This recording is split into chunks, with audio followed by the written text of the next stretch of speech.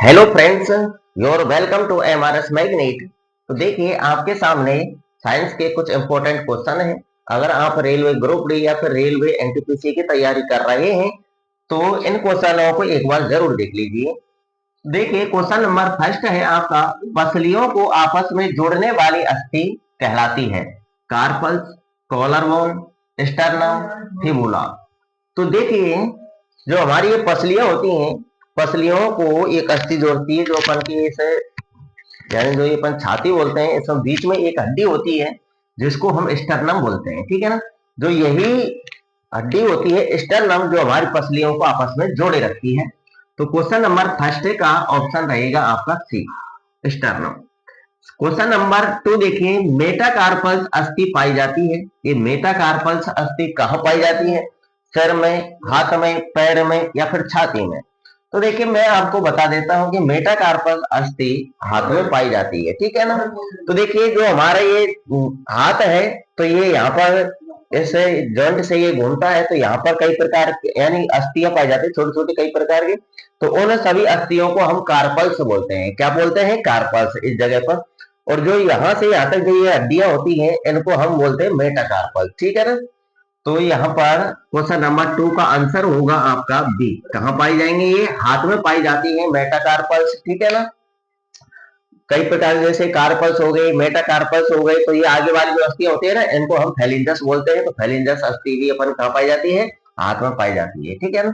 हाथ में कई प्रकार का अस्थि पाई जाती है, पैर में, हमारे शरीर में कुल टोटल 206 अस्थि हमारे शरीर में पाई जाती है, ठीक है ना। क्वेश्चन नंबर तीसरा देखिए, अंश मेखला तथा ह्यूमरस अस्थि के जोड़ पर किस प्रकार की संधि पाई जाती है? अब संधि वो होती है जो दो अस्थियों को आपस में जोड़ती है, ठीक है ना। उसे ही हम क्या बोलते हैं? संधि। अंश मेखला, अंश मेखलापन का जो ये कंधा होता है, ठीक है ना, इस कंधे की हड्डी को हम अंश मेखला बोलते हैं। ह्यूमरस, जो हमारे हाथ में यहाँ से कंधे से और कोहनी तक की जो ये हड्डी होती है, इसको हम ह्यूमरस बोलते हैं, ठीक है ना। तो ये कह रहा है कि अंश मेखला तथा ह्यूमरस अस्थि के जोड़ पर किस प्रकार की संधि पाई जाती है? तो यहाँ पर तो ये ह्यूमरस हो गई, ये अंश मेखला हो गई, तो यहाँ पर हमारे जो कंधे पर ये जॉइंट होता है, तो ये इस जोड़ पर किस प्रकार की संधि पाई जाती है? हिंज संधि, कंदुक खलिका संधि, खूंटी संधि या फिर सैडल संधि।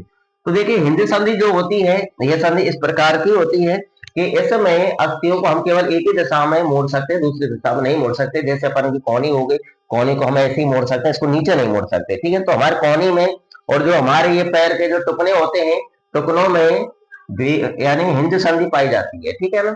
और जो ये कंदुक खलिका संधि है, ये कंदुक खलिका संधि अंश मेखला तथा ह्यूमरस की जो अस्थि की जो ये जॉइंट होता है, यहाँ पर पाई जाती है कंदुक खलिका संधि। यानी ऐसी संधि होती है इसमें, यानी जो एक अस्थि होती है, एक अस्थि में तो गेंद जैसा रूप होता है, दूसरी अस्थि में प्यालेनुमा संरचना होती है। वे गेंद रूप जैसे संरचना पर वो प्यालेनुमा संरचना टिकी होती है, जिससे उसको चारों दिशा में घुमाया जाता है। अपने हाथ को चारों दिशा में घुमा सकते हैं, तो कंदुक खलिका संधि पाई जाती है वहां पर, ठीक है ना। और जो ये खूंटी संधि होती है, इस खूंटी संधि में क्या होता है कि इसमें नाम से पता चल रहा होगा कि इस खूंटी संधि में क्या होता है, एक अस्थि तो खूंटी के समान होती है, ठीक है ना। तो दूसरी अस्थि होती है, उस अस्थि के चारों ओर घुमाई जा सकती है, ठीक है ना, उस पर गति कर सकती है, तो उसे हम खूंटी संधि बोलते हैं। और खूंटी संधि हमारी जो करोटी होती है उसमें पाई जाती है, ठीक है ना। सैडल संधि, तो सैडल संधि जो होती है, ये भी कंदुक खलिका संधि ही जैसी ही होती है, ठीक है ना। परंतु इसमें फर्क थोड़ा सा इतना है कि जो कंदुक खलिका संधि है, ये कंदुक खलिका संधि में तो यानी एक गेंद जैसा रूप होता है, प्यालेनुमा संरचना होती है, परंतु सैडल संधि में ऐसा नहीं होता है, ठीक है ना। तो सैडल संधि जो अपन को होती है, जो अंगूठे होते हैं ना, अंगूठों में पाई जाती है, ठीक है ना। तो अंश मेखला यह न्यूमरस अस्थि के जोड़ पर किस प्रकार की संधि पाई जाती है? इसका आंसर आपको मिल गया होगा कि कंदुक खलिका संधि पाई जाती है, ठीक है ना। क्वेश्चन नंबर 4 देखिए, निम्न में से मास्टर ग्रंथि है। अब निम्न में से मास्टर ग्रंथि यानी ऐसी ग्रंथि जो यानी सभी अंतःस्रावी ग्रंथियों पर नियंत्रण रखती हो, ठीक है ना। तो ऐसी ग्रंथि कौन सी है? थाइमस ग्रंथि है या फिर हाइपोथैलेमस है, पीयूष है या अब्टू है? तो देखिए जो मास्टर ग्रंथि होती है उसको हमें पीयूष ग्रंथि बोलते हैं। पीयूष ग्रंथि हमारे मस्तिष्क में पाई जाती है, हाइपोथैलेमस भी हमारे मस्तिष्क में ही पाई जाता है, ठीक है ना। और ये थाइमस ग्रंथि ये अपन की छाती में पाई जाती है, और जो अब्टू ग्रंथि ये हमारे गले में पाई जाती है, ठीक है ना। तो ये जो पीयूष ग्रंथि होती है, इसका आकार मटर के दाने के समान होता है। इसी पीयूष ग्रंथि को हम मास्टर ग्रंथि बोलते हैं, ठीक है। जो ये पीयूष ग्रंथि होती है, ये यानी मनुष्य का जो स्वभाव होता है, उस मनुष्य का जो स्वस्थ होता है, उसकी जो वृद्धि होती है या फिर जो लिंग से संबंधित जो कार्य होते हैं, उनको भी ये पीयूष ग्रंथि करती है।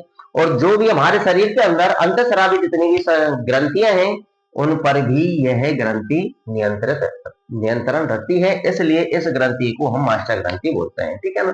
तो ये 4 क्वेश्चन मैंने आपके सामने पेश किए हैं। अगर आपको ग्रुप डी या फिर एनटीपीसी के अंदर आप चाहते हो कि आप का साइंस का क्वेश्चन एक भी गलत न हो या फिर मैथ का क्वेश्चन एक भी गलत न हो, तो इस चैनल से जुड़ जाइए। इस चैनल को अभी अभी लॉन्च किया है।